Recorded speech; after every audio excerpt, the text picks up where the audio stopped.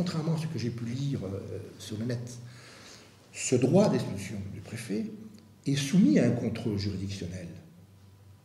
Il y a bien la possibilité, dès que la personne se voit notifier la mise en demeure, de saisir le juge administratif.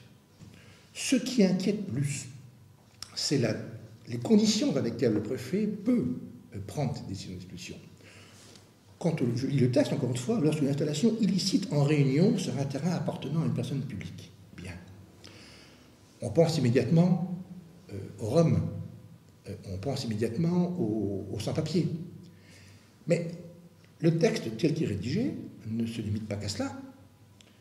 Lorsqu'une installation illicite en réunion, dès que deux personnes vivent ensemble dans une installation licite, ils sont en réunion. Et c'est quoi une installation illicite? C'est toute installation qui n'est pas conforme au code de l'urbanisme.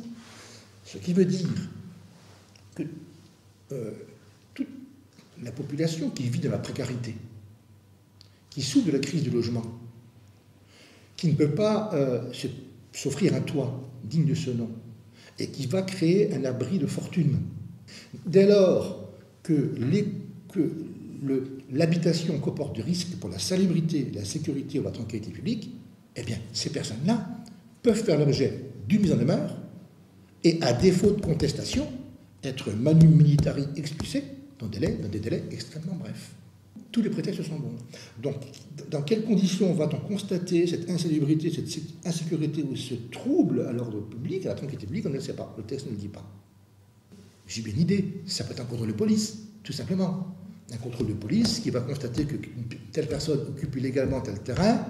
Dans le cadre de ce contrôle, on vérifie les conditions dans lesquelles l'installation a été édifiée et dans lesquelles les personnes vivent.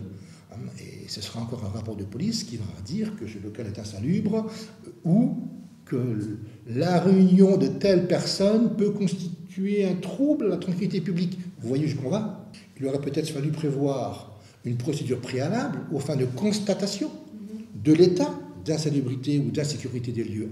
Et ce uniquement une fois que ce constat est fait, la procédure s'enclenche. L'exécution de la loi peut parvenir à des situations encore plus injustes que celles qui ont conduit les personnes à vivre dans ces conditions difficiles.